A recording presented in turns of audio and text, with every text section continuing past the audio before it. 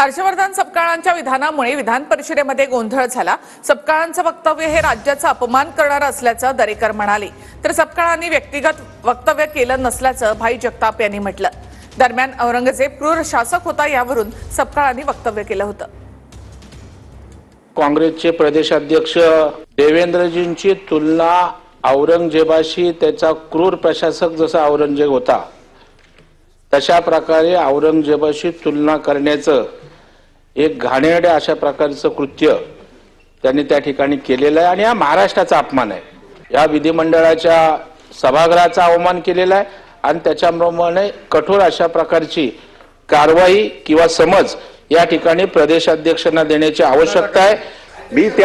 मी त्या याच्यामध्ये होतो म्हणून आपल्याला सांगण्याचा प्रयत्न करतोय की अशा पद्धतीचं व्यक्तिगत कुठल्याही व्यक्तीच्या विरोधामध्ये त्यांनी कसलंही वक्तव्य केलेलं नाही।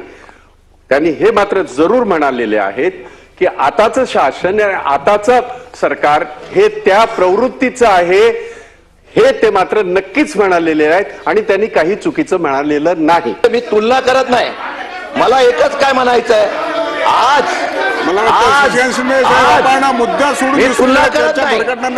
आज औरंगजेबाच्या या थडग्याला संरक्षण देण्याच्या बाबतीत मला निर्णय सरकारला घ्यावा लागतोय।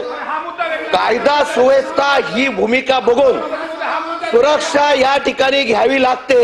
माझं म्हणणं आहे की जो औरंगजेबाचा विषय मुख्यमंत्र्यांची तुलना झाला त्याचा मी समर्थन करत नाही, त्याचा निश्चितपणे आपण निषेध केला, तो निषेध रास्त आहे। माननीय मुख्यमंत्र्याबद्दल जे काही आक्षेपार्ह वक्तव्य प्रधान सपकाळ यांनी केलं आहे हे जर आपल्या निदर्शनास आलं तर नियमाप्रमाणे कारवाई करण्यात येईल आणि गंभीर दखल शासनाने घेतली आहे।